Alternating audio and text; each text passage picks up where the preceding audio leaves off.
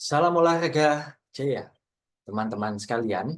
Pada kesempatan kali ini, bersama kita akan mempelajari berkaitan dengan fisiologi olahraga, lebih spesifik berkaitan dengan sistem pencernaan dan olahraga.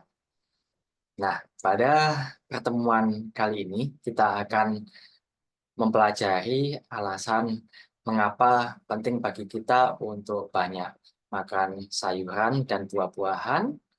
Kemudian yang kedua adalah kenapa kejang perut atau kram itu bisa terjadi saat olahraga, serta apa makanan yang sebaiknya dikonsumsi untuk sebelum dan sesudah olahraga.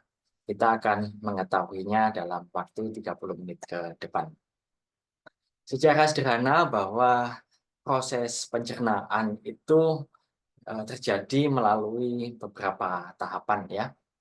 Jadi waktu kita mengkonsumsi makanan, itu pertama kali tentu makanan kita masukkan melalui mulut kita, kemudian masuk ke kerongkongan atau esofagus, selanjutnya akan dicerna dan disimpan di lambung. Setelah itu dilanjutkan menuju usus halus atau usus kecil dan usus besar. Itu ya, secara ringkas dapat disingkat melalui 5 tahapan tempat. Nah, sekarang kita coba bahas lebih mendalam satu persatu tahapan tempat proses pencernaan tadi. Kita mulai dari mulut kita ya, mulut menuju ke kerongkongan. Nah, di situ tentu pertama kali setelah makanan itu dikunyah masuk pada tenggorokan ya, secara umum kita ngomong tenggorokan, di situ ada yang namanya epiglotis. Nah, epiglotis ini adalah sebuah tempat ya, adalah sebuah tempat persimpangan. Jadi persimpangan jalan yang membagi arah. Ya, kayak kalau kita di jalan itu ada jalan mecah dua gitu ya. Yang satu ke kiri, yang satu ke kanan. Dan ada pengaturnya, ada polisi ataupun penjaga lalu lintas seperti itu ya. Nah, di situ dia yang mengatur untuk mengarahkan ke kiri atau ke kanan. Itu yang disebut sebagai epiglotis. Nah, saat kita makan, maka epiglotis ini akan menutup jalur ke trakea yang menghubungkan ke paru-paru ya, dan makanan diarahkan ke esofagus.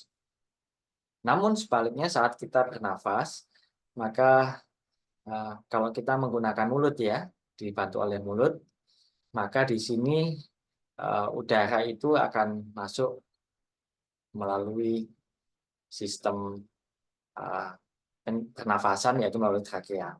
Namun secara spesifik pada kesempatan kali ini kita membahas kaitannya epiglotis pada sistem pencernaan, yaitu kaitannya dengan arah ke esofagus atau sistem pencernaan. Ya, jadi di sini kalau kita cek di situ ada tempat yang kita lingkari ini adalah persimpangan jalan tadi ya, atau epiglotis. Yang satu mengarahkan belok ke trakea, yang nanti akan lebih lanjut pada paru-paru yang kaitannya dengan sistem pernafasan. Yang satu lurus terus untuk dibawa ke arah lambung. Nah, kalau di sini nanti terjadi kesalahan pengaturan, maka dampaknya juga berbahaya. Ya, kalau makanan itu masuknya tidak ke arah lambung, tapi masuk ke trakea, ke arah saluran pernafasan, maka ada dampak yang sangat membahayakan, yaitu berdampak pada resiko kekurangan oksigen hingga resiko kematian. Nah, ini yang terjadi ya. Jadi ada kasus-kasus kenapa kalau kita makan itu tidak direkomendasikan sama tertawa ya, atau bercanda yang berlebihan, karena di situ ada resiko nanti kesalahan epiglotis dalam mengarahkan makanan yang harusnya masuk ke saluran pencernaan justru masuk ke saluran pernafasan yang berdampak pada menghambat jalur pernafasan kita. Nah, jadi kejadian orang meninggal akibat tersedak atau kesalahan alur makanan ini tidak banyak terjadi, tetapi itu terjadi, ya. Itu adalah sebuah fakta yang terjadi dalam beberapa situasi. Ini kita mengambil contoh berita di Amerika Serikat. Di situ seseorang itu meninggal akibat tersedak hotdog dalam kompetisi makan cepat. Ya, karena makannya cepat, sehingga ada risiko kesalahan epiglotis, makanannya masuk ke saluran pernafasan dan menutupi saluran pernafasan yang dampaknya kekurangan oksigen dan meninggal. Ini adalah contoh yang ada di Amerika Serikat. Nah, di Indonesia juga pernah terjadi, ya, beberapa tahun yang lampau itu ada kejuaraan untuk makan cepat yang diadakan salah satu gerai makanan fast food. Ini kejadian di Jakarta, seorang meninggal akibat makan cepat yang kemudian terjadi kesalahan masuk ke saluran pernafasan, ya. Nah, ini beritanya pada beberapa waktu yang lalu. Nah, ini oleh sebab itu sarannya adalah penting bagi kita waktu kita makan itu kita tidak berbicara yang berlebihan ataupun guyon yang sampai terbahak-bahak atau makan yang terlalu cepat. Karena di situ ada resiko-resiko kesalahan masuk jalur makan yang salah yang berdampak pada menghambat saluran pernafasan, kekurangan oksigen, dan akhirnya bisa dalam jangka yang panjang atau yang fatal menyebabkan kematian. Ya, nah, tetapi tubuh kita memiliki mekanisme, ya. Kalau ini masih tidak terlalu fatal, tubuh kita memiliki mekanisme sebuah cara untuk menyelamatkan tubuh kita agar kita tetap hidup. Nah, bisa jadi saat kesalahan itu tidak terlalu fatal, ya, itu tubuh kita merespon dengan batuk. Jadi batuk itu adalah mekanisme yang dilakukan tubuh kita untuk mengeluarkan zat-zat yang dianggap asing atau mengganggu. Jadi saat kita batuk, kalau kita bisa batuk, makanannya keluar, alhamdulillah. Kalau tidak sampai masuk pada saluran pernafasan, ya, batuk itu kecepatannya bisa mencapai 900 km per jam. Jadi sangat kencang sekali, melebihi dari semua kendaraan yang ada di jalan raya, ya. Jadi 900 km kecepatannya sangat tinggi dengan tekanan yang besar yang bertujuan untuk mengeluarkan benda asing yang ada di tubuh kita sehingga kita tetap selamat. Jadi kita bersyukur kalau masih bisa batuk dalam kondisi seperti itu. Nah, kalau misalkan teman-teman mengalami atau melihat kejadian seperti itu, ya, maka hal ini yang bisa teman-teman lakukan. Apabila seseorang mengalami tersedak, maka teman-teman bisa memberikan bantuan pada temannya menggunakan metode Heimlich maneuver, ya. Jadi seseorang yang tersedak tersebut kita bantu dengan kita berada di belakang teman kita tersebut, kemudian kita membuat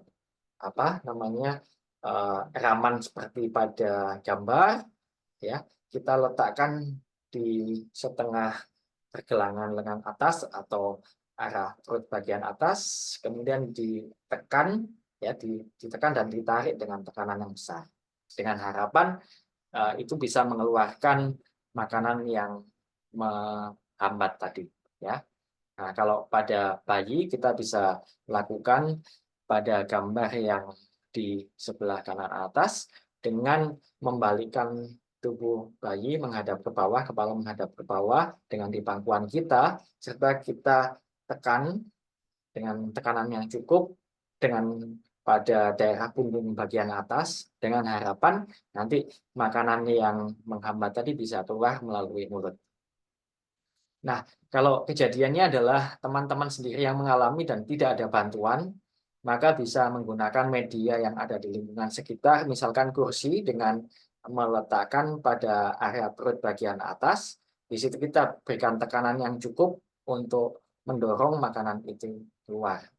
Namun tentu harapan saya tidak terjadi hal seperti ini, ya.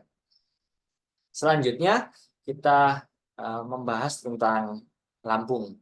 Kalau tadi kita sudah membahas ada makanan itu melalui mulut, kemudian masuk ke kerongkongan, tenggorokan, di situ ada jalur epiglotis yang mengarahkan makanan, serta metode Heimlich dan batuk untuk mencegah gangguan yang fatal akibat kesalahan masuk jalur makanan. Maka kalau makanan itu berhasil sampai dengan saluran pencernaan, maka selanjutnya akan masuk di lambung. Nah, lambung ditunjukkan oleh gambar di layar. Lambung itu memiliki sebuah permukaan halus di dalamnya. Di sini lambung itu merupakan lumbung. Secara gampangnya adalah lambung itu lumbung. Lumbung itu gudang. Jadi lambung adalah sebuah tempat untuk menyimpan makanan. Makanan yang sudah dikunyah, ya sudah dikunyah menjadi lebih halus oleh mulut kita, kemudian melewati jalur pencernaan dan di situ disimpan di lambung. Nah, lambung kita itu bisa mengecil, bisa membesar, sangat elastis, bisa mengikuti dengan jumlah makanan atau minuman yang ada di lambung kita. Secara umum, lambung itu bisa menampung sampai sekitar 1,5 liter atau kalau kita samakan itu seperti besaran minuman yang ada pada air mineral 1.500 ml. Gitu. Nah, makanan yang sudah masuk di lambung, tentu kita makan sehari-hari ini makanannya macam-macam. Mulai dari minum air, jus, buah, sayur-sayuran, kacang-kacangan, ikan, daging, nasi, roti, dan lain sebagainya, dan lain sebagainya. Nah, yang perlu teman-teman ketahui dengan mencermati slide di layar adalah bahwa setiap makanan, setiap bahan makanan itu memiliki kecepatan pencernaan yang berbeda. Nah, ini yang penting untuk kita pelajari lebih lanjut berkaitan dengan sistem pencernaan dan olahraga. Nah, kalau kita amati bahwa yang paling cepat untuk keluar atau segera diproses ke usus halus dan usus besar adalah air. Itu membutuhkan waktu sekitar 0-10 menit. Jus sedikit lebih lama karena di situ ada kandungan buah yang diekstrak hingga 15 menit sampai 30 menit. Nah, secara umum sayur-sayuran itu membutuhkan waktu untuk keluar dari lambung 1-2 jam. Begitu pula berkaitan dengan kacang-kacangan, ya. Nah, kalau protein kemudian seperti ikan, daging, ya. Daging ini lebih lama ya, lebih lama mencapai 3-4 jam. Nah, kalau makanan gabungan tentu di sini menyesuaikan dengan bahan makanan tersebut. Secara umum, kalau kita mencermati slide di depan, setiap bahan makanan memiliki kecepatan pencernaan yang berbeda satu sama lain.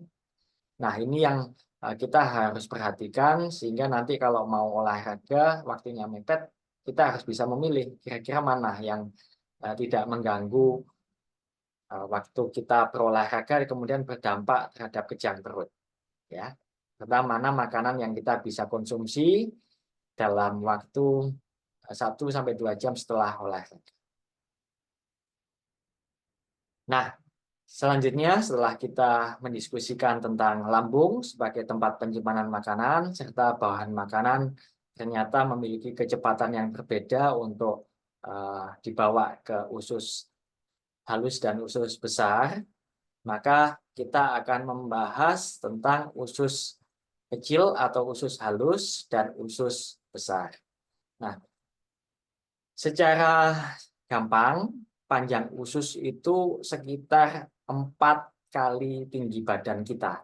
Nah, ya, kalau tinggi badan kita 170 ya tinggal dikalikan 4. Itu rata-rata panjang usus kita. Ya. Jadi Usus kita itu panjang sekali, makanya kalau diletakkan di dalam perut kita itu kan bentuknya kan melipat-lipat itu ya. Ya itu agar bisa cukup diletakkan di dalam perut kita. Kita membahas dulu tentang usus kecil atau usus halus. Nah, teman-teman, usus halus ini panjangnya sekitar 5,5 meter. Jadi panjang ya. 5,5 meter dengan diameter sekitar 1,5 cm ya. Jadi lebih kecil, makanya dikatakan usus kecil atau usus halus karena diameternya itu lebih kecil dibandingkan usus besar. Penyerapan makanan 95% penyerapan sehari-hari makanan itu dilakukan di sini. Jadi proses utamanya dilakukan di sini. Karbohidrat, protein, ya, ini dilakukan di sini mayoritas. Nah, kecepatan penyerapan tadi kan kita ketahui bahwa berbeda satu sama lain, tergantung dari bahan makanannya. Nah, setelah makanan itu berada di usus kecil atau usus halus, maka di sini terjadi penyerapan makanan. Nah, didominasinya ada di usus kecil atau usus halus ini. Nah, setelah selesai terjadi penyerapan makanan di usus halus, maka jalur berikutnya adalah bahan-bahan berikutnya dibawa menuju ke usus besar sebelum dibawa ke feses atau anus ya di sana ya, berupa anus. Nah, di usus besar ini panjangnya sekitar 1,85 meter ya, 1,85 meter. Jadi lebih tinggi dari rata-rata tinggi kita dengan diameter sekitar 3 cm. Nah, kenapa kok dikatakan usus besar? Karena di sini diameternya lebih besar dibandingkan usus kecil atau usus halus. Nah, di usus besar ini terjadi mekanisme penyerapan air. Jadi air itu diserap ulang di usus besar. Implikasi bagi kita apa? Jadi implikasi bagi kita karena di usus besar ini masih terjadi lagi penyerapan air, maka kalau teman-teman tidak rutin BAB dan itu masih tersimpan, maka resiko makin lama nanti fesesnya makin keras karena di situ ada penyerapan air, ya. Maka kita direkomendasikan untuk buang air besar rutin, tidak menunda buang air besar karena waktu di usus besar kalau itu tidak segera dikeluarkan maka nanti masih terjadi penyerapan air lagi dan makin lama nanti makin sulit feses itu dikeluarkan ya karena keras dan ada resiko nanti kita mengalami perdarahan serta resiko ambeien. Nah, ini tentu tidak kita rekomendasikan. Maka rekomendasi saya adalah teman-teman bisa rutin buang air besar ya minimal 1 kali sehari dan paling bagus dilakukan di pagi hari setelah bangun tidur. Nah, setelah kita sudah mempelajari nih bahwa dalam sistem pencernaan teman-teman sudah melihat di situ ada tahapan sistem pencernaan dimulai dari mulut, kemudian ke esofagus, kemudian ke lambung, usus halus, dan usus besar. Kita sudah mempelajarinya bersama. Secara umum, makanan tadi setelah masuk ke mulut kita oleh epiglotis diarahkan untuk masuk ke esofagus atau jalur ya pipa untuk menuju ke lambung kita. Di lambung kita makanan tadi disimpan untuk kemudian dibawa ke usus halus. Makanan memiliki kecepatan yang berbeda untuk keluar dari usus halus ya.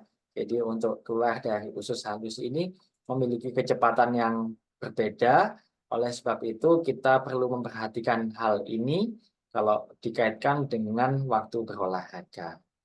Setelah dari lambung, maka makanan itu akan dibawa ke usus kecil atau usus halus, di mana di situ terjadi mayoritas penyerapan sari-sari makanan.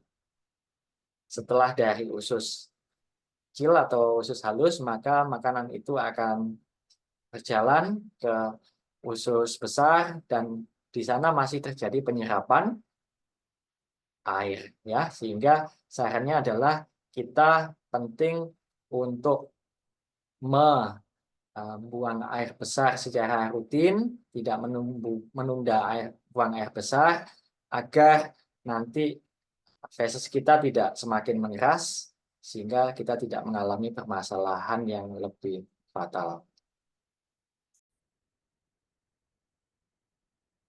Ya, jadi teman-teman, jalur dalam sistem pencernaan, sekali lagi kita ulang ya, biar semakin matang pemahaman kita, dimulai saat kita makan roti nih misalnya ya. Makan roti, roti itu kita kunyah dengan gigi kita, kemudian bercampur dengan air liur, berada di dalam mulut, dikunyah-kunyah menjadi remahan yang halus, kemudian makanan akan berjalan melalui faring ya. Di situ ada epiglotis yang mengarahkan agar makanan itu tidak salah jalur, agar masuk pada saluran pencernaan. Esofagus mendorong makanan itu turun ke bawah agar bisa menuju ke lambung. Di lambung terjadi proses penyimpanan, ya, menunggu antrian untuk dibawa ke usus halus. Nah, di usus halus, di situ terjadi penyerapan makanan yang utama. Setelah dari usus halus, makanan akan berjalan menuju usus besar, sisa-sisa makanan di situ. Namun, sekali lagi, di usus besar masih terjadi penyerapan air, garam, dan juga beberapa vitamin. Sehingga setelah dari usus besar, sisa makanan itu sudah siap untuk dikeluarkan melalui anus. Ya, kita ulang lagi secara ringkas. Makanan itu berada di lambung, ya. Ini kita tunjukkan dengan gambar lambung. Kemudian berproses berjalan menuju usus halus dengan panjang sekitar 5,5 meter dengan diameter 1,5 cm, serta berlanjut lagi ke usus besar dengan diameter yang lebih besar, yaitu 3 cm dengan panjang 1,85 meter. Nah, berikutnya, tentu teman-teman sering nih melihat seseorang mengalami kejang perut saat berolahraga, atau bahkan mengalami kejang perut atau kram saat berolahraga. Kenapa ini bisa terjadi? Ini terjadi karena seringkali seseorang itu makannya terlalu dekat jaraknya dengan waktu berolahraga. Itu memberikan dampak sehingga terjadi kejang perut atau kram perut ini. Mengapa bisa begitu? Jawabannya ditunjukkan oleh gambar pada layar di depan. Kalau teman-teman cermati, dengan membandingkan gambar di sebelah kiri dan di sebelah kanan, gambar di sebelah kiri adalah gambar seseorang itu santai, tidak banyak aktivitas. Sedangkan gambar di sebelah kanan adalah saat seseorang itu sedang berolahraga dengan intensitas yang sedang hingga tinggi. Ada perbedaan yang sangat mencolok. Ya, di situ saat seseorang itu istirahat, maka aliran darah dalam tubuh itu yang dikirim ke otot itu hanya 21%. Kenapa kok 21%? Ya karena memang tubuh kita nggak banyak aktivitas, maka nggak butuh banyak peredaran darah di sana untuk mensuplai kebutuhan energi. Sedangkan 13% dikirim ke otak untuk kita bisa berpikir dan lain sebagainya. Namun hal ini sangat berbeda sekali saat kita melakukan olahraga. Saat olahraga, maka yang intensif, di situ kita mengalami kebutuhan energi yang tinggi untuk otot-otot yang aktif, otot kaki dan otot tangan. Maka 88% aliran darah dikirim pada bagian tubuh kita tersebut, yaitu otot kaki dan otot tangan yang sedang melakukan aktivitas dengan intensif. Ya, jadi ke otak itu hanya dikirim 13%, serta penyusutan persentase pengiriman aliran darah pada bagian tubuh yang lain, termasuk juga pada perut, ya, daerah lambung dan lain sebagainya, usus dan lain sebagainya. Nah, kalau ini kita paksakan, kita makannya terlalu dekat, ya. Kalau kita makan terlalu dekat, maka di situ kan berarti tubuh kita butuh proses nih, bekerja. Dan di situ aliran darah dikirim ke sana. Di satu sisi, dalam waktu yang berdekatan kita ini melakukan olahraga, sehingga dikirimlah aliran darah itu ke kaki dan tangan. Bingung nih tubuhnya. Tubuhnya bingung nih, ya, mau kirim kemana darahnya, dominasinya. Namun karena kita masih terus olahraga, maka akhirnya darah itu dikirim ke kaki dan tangan, sehingga terjadi kekurangan oksigen, kekurangan aliran darah ke saluran pernafasan kita. Nah, kekurangan oksigen itulah yang menyebabkan kita mengalami kejang perut. Nah, saat kita mengalami kejang perut, maka di situ secara otomatis kita merasa tidak nyaman dan ingin berhenti. Ya kan? Pasti berhenti karena tidak kuat, ya. Berhenti. Itu adalah mekanisme tubuh agar terjadi homeostasis atau keseimbangan ulang. Jadi saat kita berhenti, maka otomatis aliran darah yang dikirim ke kaki ke tangan akan berkurang dan itu akan ditransfer pada bagian tubuh yang lain. Jadi kejang perut itu adalah mekanisme yang terjadi akibat hal ini, ya. Nah, semakin kita perkuat dengan gambar diagram batang ini, saat kita berolahraga, di situ diketahui bahwa mayoritas 87% aliran darah itu dikirim ke otot atau muscle, ya, dan tidak pada anggota tubuh yang lain, bahkan juga pada sistem pencernaan. Sehingga kalau jarak makan kita terlalu dekat dengan bahan makanan yang dikonsumsinya lama, misalkan kita makan berat nih, ya, makan nasi, makan daging, kita tahu tadi makan daging itu kecepatan pencernaannya itu 3 jam sampai 4 jam, lama. Sedangkan setengah jam kemudian kita olahraga. Jadi sangat dekat sekali jarak makannya. Olahraganya juga eksplosif dengan intensitas yang tinggi, maka disitulah kebutuhan aliran darah dikirim pada kaki dan tangan kita sebesar 88%, dikirim ke kaki, tangan, otot-otot yang ada. Di satu sisi, ada kebutuhan oksigen untuk mencerna makanan juga di darah. Nah, ini sehingga di situ terjadi gangguan, sehingga tubuh mengalami kejang perut akibat kekurangan oksigen. Ya, ini alasannya. Nah, rekomendasinya adalah agar teman-teman tidak mengalami permasalahan berkaitan dengan kejang perut saat berolahraga, maka pastikan saat mau olahraga itu teman-teman harus bisa mengatur. Oh, waktu makan saya ini tinggal setengah jam setelah olahraga. Kayaknya apa kalau setengah jam? Ya mungkin bisa minum air saja, kemudian minum jus, serta ringan yang tidak mengganggu olahraga nanti sampai mengalami kejang perut. Kalau olahraganya masih 3 jam lagi, bisa makan berat, is no problem, boleh-boleh saja, ya.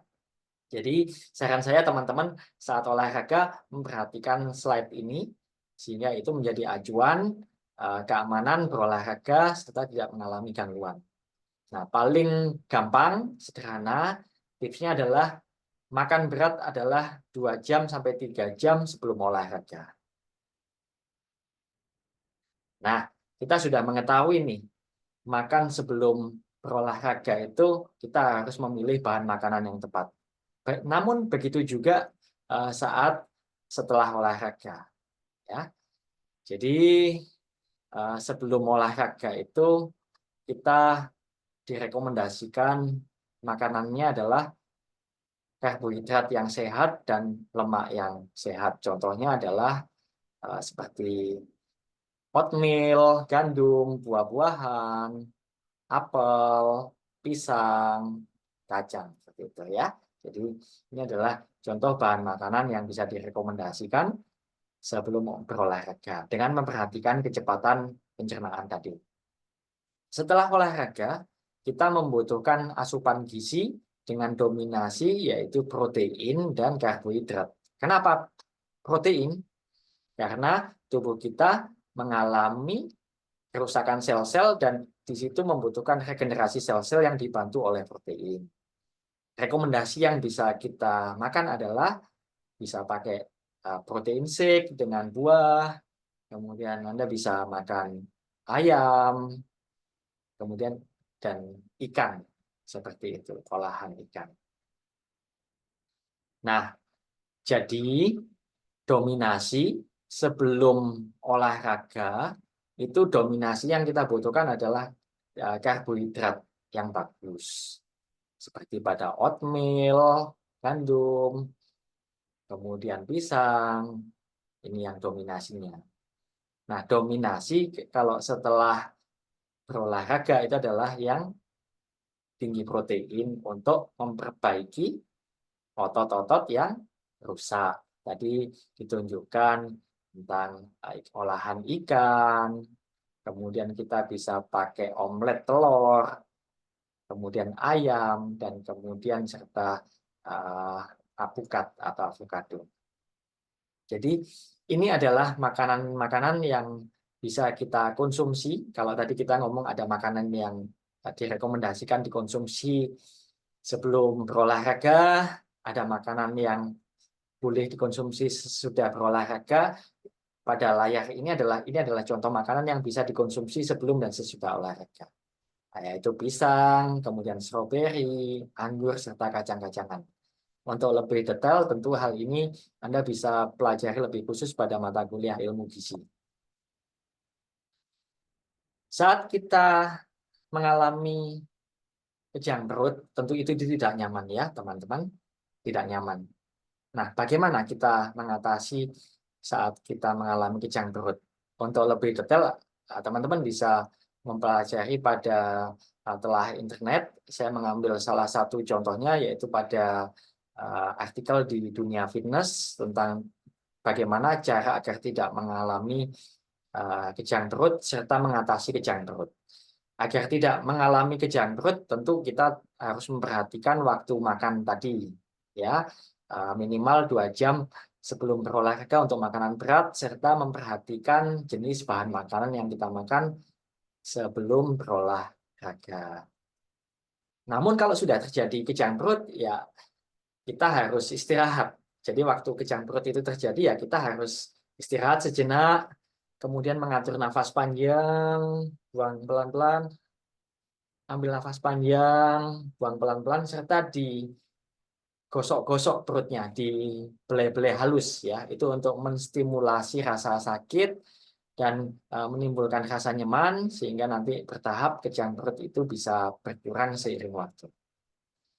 Teman-teman, tak terasa kita saat ini sudah berada pada kesimpulan, maka dapat kita ketahui bahwa dalam kaitan antara sistem pencernaan dan olahraga itu mekanisme pencernaan makanan itu melalui banyak jalur ya, dimulai dari mulut, kemudian kerongkongan, kemudian ke lambung, ke usus, hingga akhirnya sampai ke feses. Kita perlu memperhatikan asupan makanan yang kita konsumsi karena asupan makanan itu memiliki tingkat kecepatan konsumsi yang berbeda untuk meninggalkan lambung. Agar kita tidak mengalami kejang perut, maka rekomendasinya adalah kita harus makan minimal 2 jam sebelum olahraga untuk makan berat, ataupun kita harus memilih bahan makanan yang tepat sesuai dengan kecepatan pencernaan makanan tersebut. Ya, kalau waktunya mepet ya minum air saja atau minum jus kalau waktunya tinggal setengah jam. Saat berolahraga, aliran darah 87% dikirim ke otot dan daerah kaki dan tangan. Oleh sebab itu, sedikit sekali aliran darah yang dikirim ke otak serta bagian tubuh yang lain termasuk juga pada sistem pencernaan. Ya, dengan mengetahui teori ini, maka penting bagi kita untuk mengatur pola makan kita, mengatur jarak makan kita dengan baik agar kita tidak mengalami kejang perut. Nah, demikian presentasi yang dapat saya sampaikan pada kesempatan hari ini. Semoga bermanfaat bagi teman-teman semua. Terima kasih. Salam olahraga jaya.